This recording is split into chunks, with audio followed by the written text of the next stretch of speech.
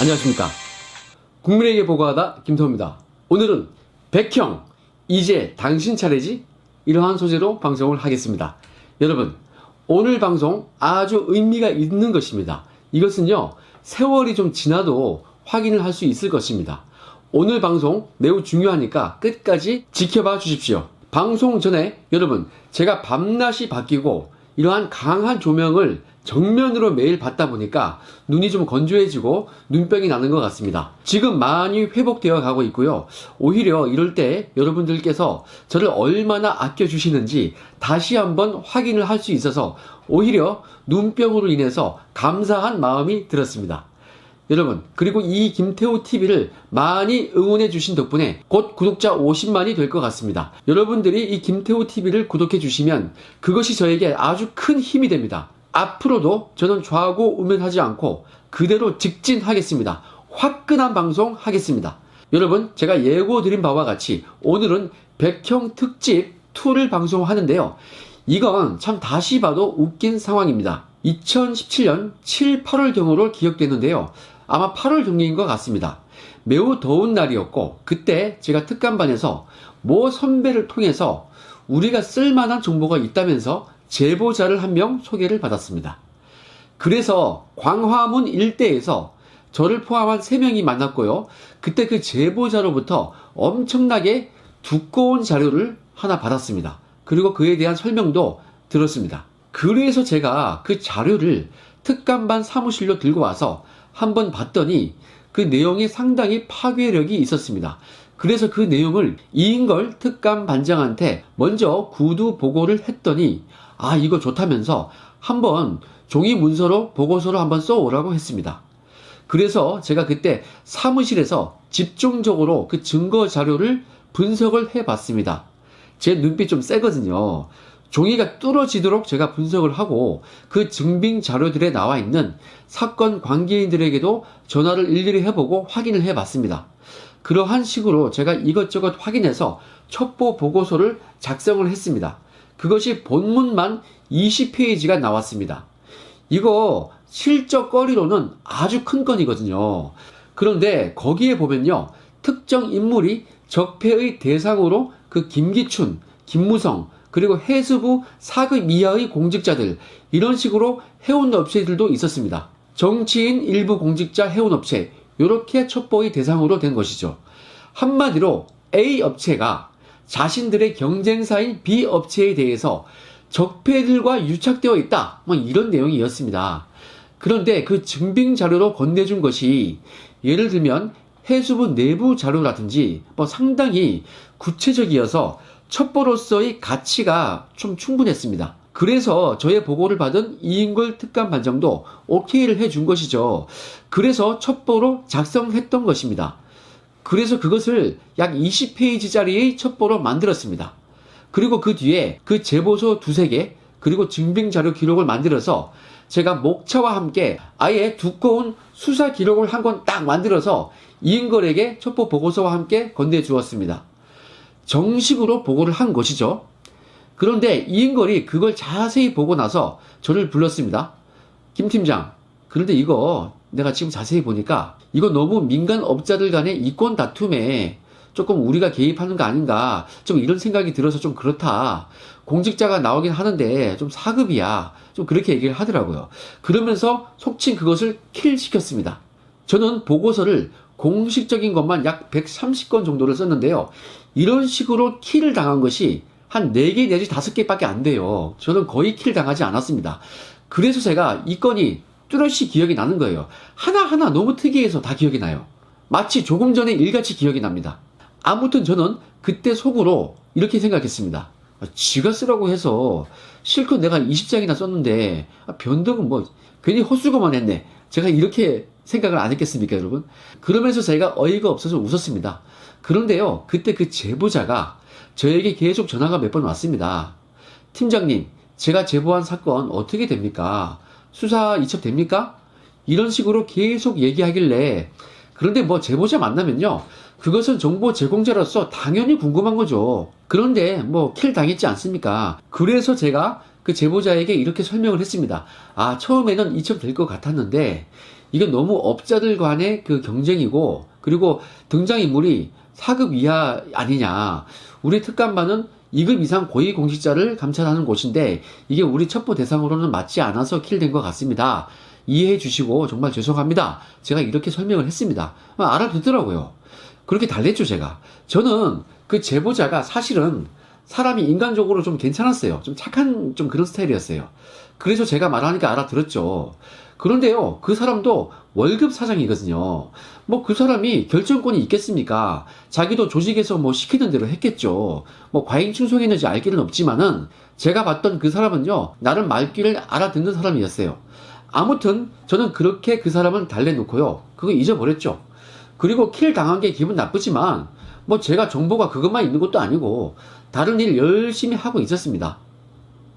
그런데 그로부터 약 한 달 정도 후에 어느 날 오전에 갑자기 이인걸 특감반장이 저희 특감반 사무실로 오더니 제 자리까지 직접 왔어요. 와서 제 자리에 제가 앉아있는데 딱 서가지고 저한테 말을 하는 겁니다. 그때 얼굴이요, 이인걸 특감반장 얼굴이 완전 벌게가지고 막 흥분이 채 가시지 않은 그러한 얼굴이었습니다. 이인걸 특감반장이 상당히 성격이 급합니다. 저도 성격 급하거든요. 그런데 저보다 한 2배 이상 급한 사람이 우리 이인걸 특감반장이에요. 그래서 제가 딱 서 있는 특감반장 얼굴을 딱 보니까 어디서 한 소리 되게 혼나고 뭐 질책을 당한 딱 그 얼굴이었어요. 그 급한 성격에 그러한 일이 있자마자 저를 바로 찾아오고 했습니다. 그때 이인걸이 저에게 말을 했습니다. 김 팀장, 내가 그때 킬했던 그 해운업체 첩보 자료 그거 아직 가지고 있나? 예, 있습니다. 그러면 그거 좀 줘볼래? 왜요?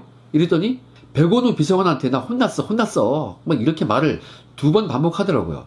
그래서 제가 왜 혼나요? 하고 물어봤더니 김 팀장, 그 XX 해운 거기 사장인지 회장인지가 백원우 비서관한테 전화했나봐.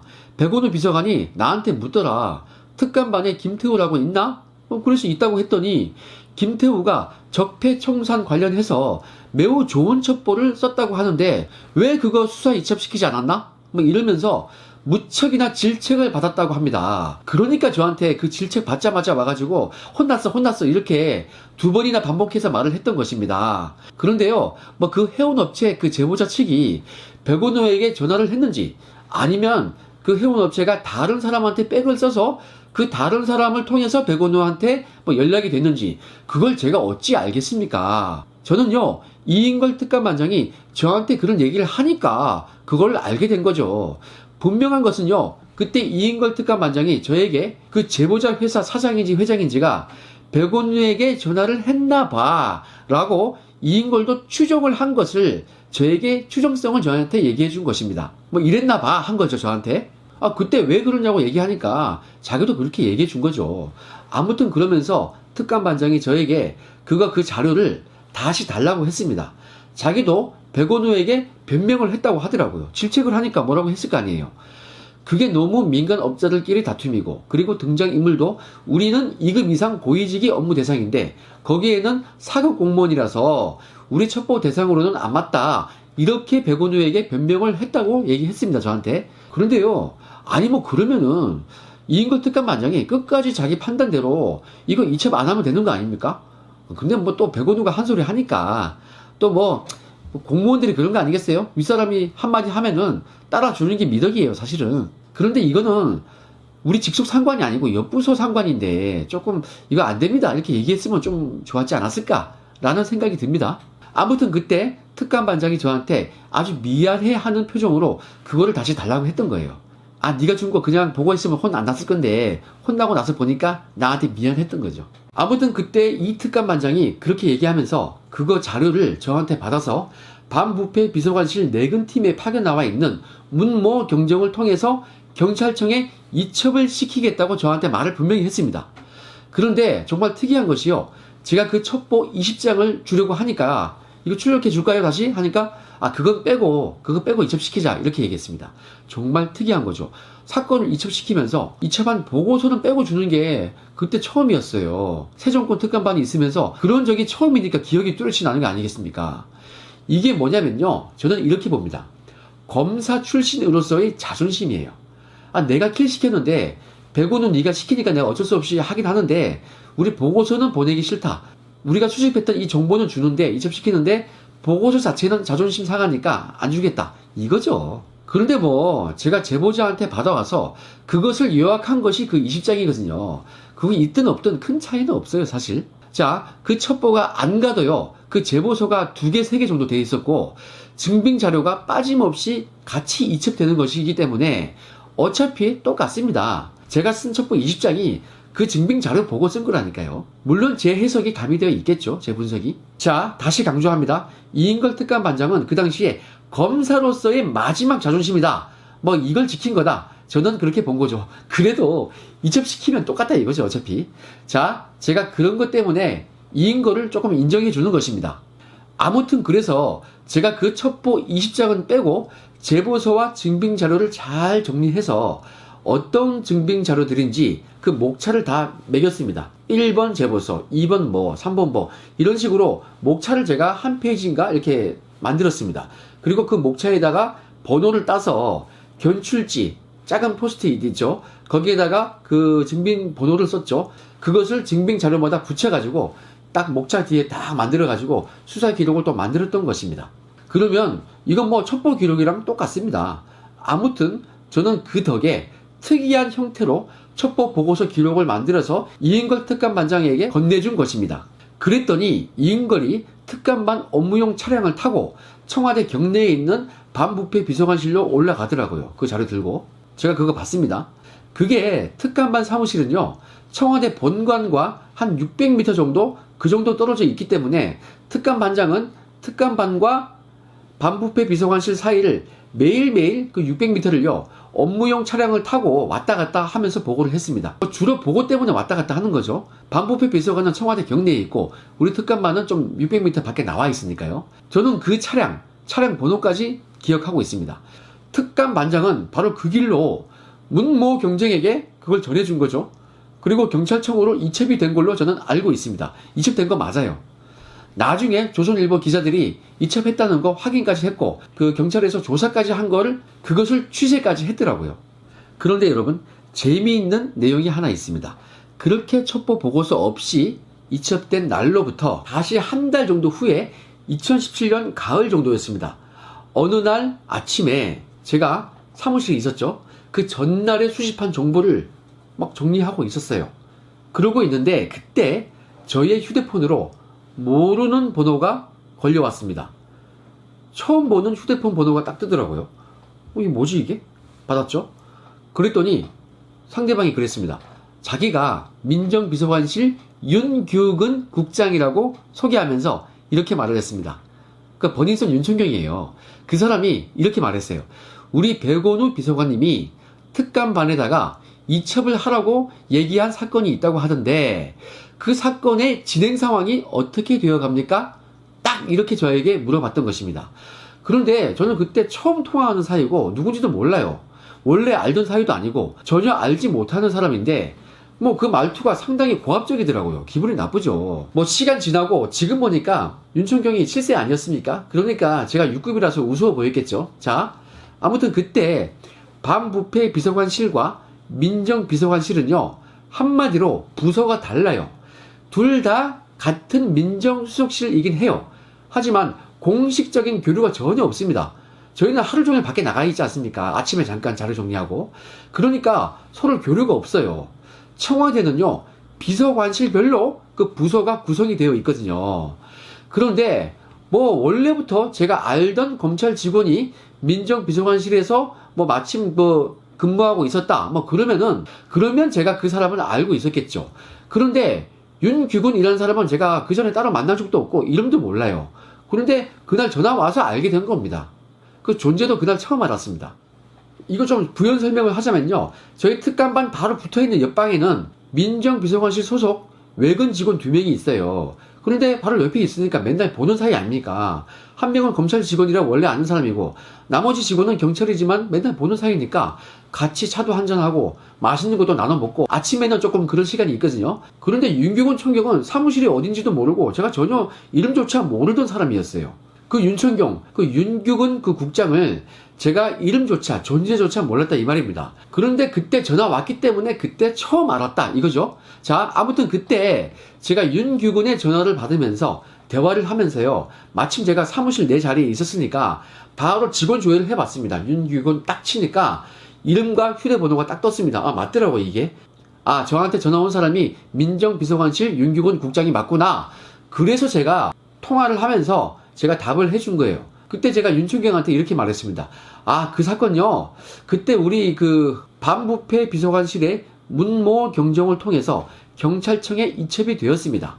그러니까 같은 경찰관이시니까 그 문 경정한테 한번 물어봐 주시면은 좀 자세한 것은 그 문 경정이 알려줄 것입니다. 제가 이렇게 설명을 했죠. 그때는 저도 아마 문 경정이라고 말하지 않고 문 국장이라고 또 말을 했을 것입니다. 내근팀은 국장이었고 저희 같은 특감반 외근팀은 팀장이라고 그랬거든요. 뭐 아무튼 그때 제 설명을 듣고 아마 우리 버닝썬 윤 총경님이 그때 하급자인 문 국장을 통해서 물어봐가지고 그 궁금한 것을 해결을 했을 것으로 생각이 됩니다. 여러분, 이렇게 백원우는요, 자기 신복 윤총경을 통해서 자기가 특감반에 이첩시키라고 했던 그러한 것을 진행 상황까지 확인해 갔던 것입니다. 그리고 그 유명한 버닝썬 경찰총경이 저를 통해서 세상에 처음 알려진 것이었죠. 여러분, 다시 말씀드리지만 백원우의 민정비서관실은 공직자 감찰 권한도 없고요, 비리 수사를 이첩할 권한도 없습니다. 거기는 민심 동향만 수집하고 친인척을 관리하는 그런 일만 할 뿐이에요. 친인척까지는 감찰을 할 수 있겠어요.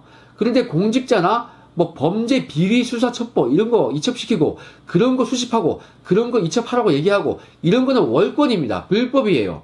그리고 더구나 그 당시 제가 받았던 그 첩보는요, 우리 반부패 비서관실에서 수집하고 생산한 거 아니겠습니까? 자기가 왜 우리 부서에 이래라 저래라 하는 겁니까? 백운우는 자기 비서관실 소관 업무도 아닌 옆 비서관실에 있는 특감반 이인걸에게 압박을 해서 혼내가면서 킬 시켰던 것을 강제로 이첩을 시켰던 그러한 사안이죠. 이거 명백한 범죄 행위 아니겠습니까, 여러분? 제가 이것을 양심 선언했던 거예요.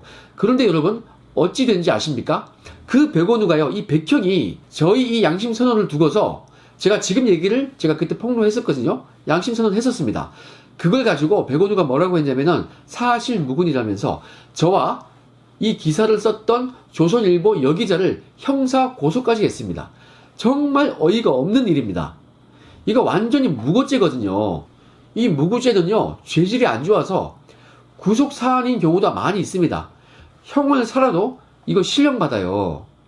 그 백원우가 이 백형이요, 완전히 거짓말로 저와 조선일보 기자를 고소했는데 웃긴 게요, 최근에 조선일보가 이 참 웃겨요. 이 유재석 사건이 대박나기 직전에 백원우한테 굴복을 해가지고 형사 조정에 합의까지 했더라고요. 그래서 세상에 이것을 싸우지도 않고 정정 보도를 했더라고요. 그게 뭐 언론사 입장에서는 혹시 재판에서 지면은 자기들한테 데미지가 크기 때문에 그걸 걱정해서 형사 조정까지 했더라고요. 이게 저한테 한마디 사기도 안 하고 이게 말이 됩니까?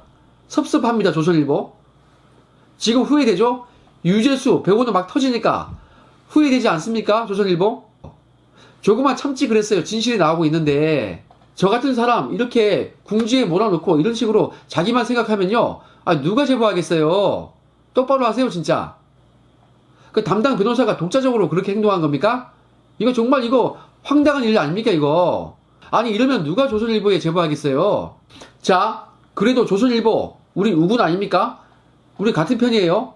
나 섭섭하다 이거지. 똑바로 하시라 이겁니다. 우리 한 배를 탔으니까 우리 우파는 하나 아닙니까? 똑바로만 하세요.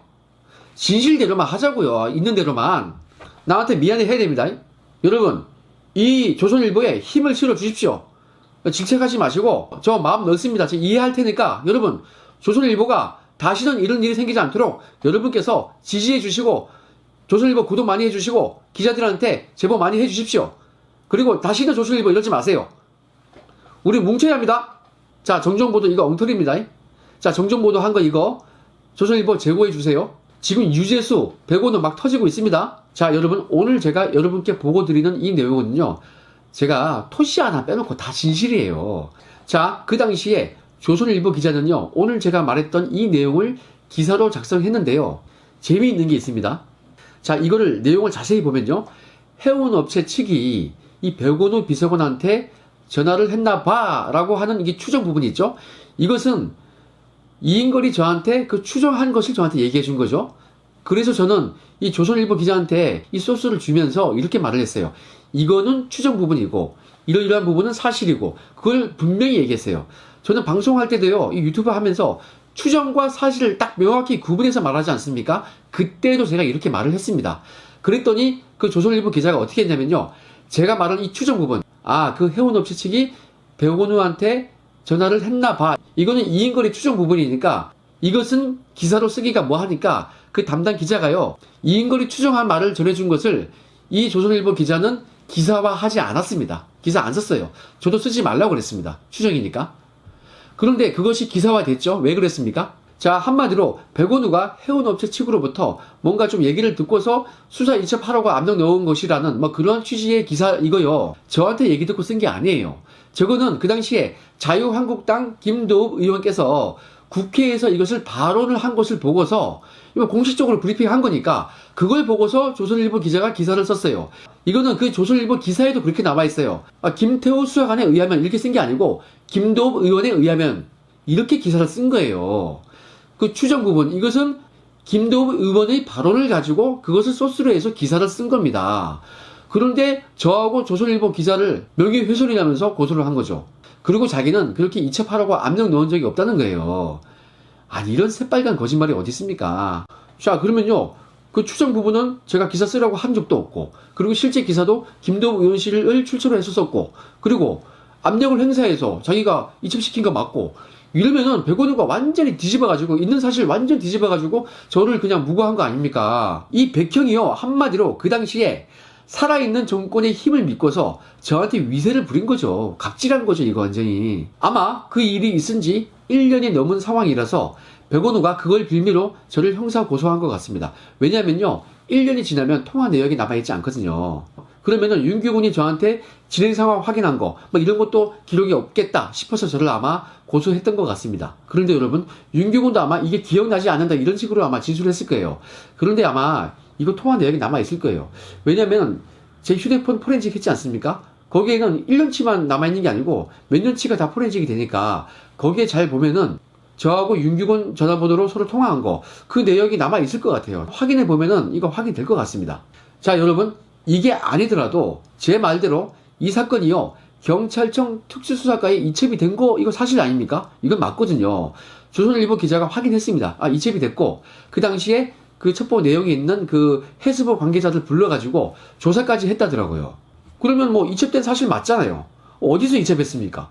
저희 특감반에서 이첩한 거 아니에요. 백원동안 시켜가지고. 그리고 제가 쓴 보고서 본문이 빠진 채로 정말 특이하게 이첩된 거 아니에요? 그것도 나와 있을 거 아닙니까? 제 말 맞잖아요. 그리고 그 제보자의 그 휴대폰 그 카톡 정보 제가 그대로 캡처해서 지금도 가지고 있거든요. 제가 그 제보자한테 받은 거 맞고, 그러면 특감반에서 만든 거 맞고, 그게 경찰청에 이첩되었고, 제 말 다 맞잖아요. 이첩 보고서 빠져있고, 그 제보자가 건네준 증거 자료만 갖고, 그리고요, 제가 전혀 몰랐던 윤규군의 휴대폰 번호 제가 어떻게 알겠습니까? 그때 저장해놓고 지금까지 저장되어 있어요. 그 번호가. 그게 윤규군 카톡 정보 따라고 찍은 사진 다 나와 있어요. 그거 제가 캡처해가지고 다 경찰에 다 갖다 줬어요. 조사받을 때.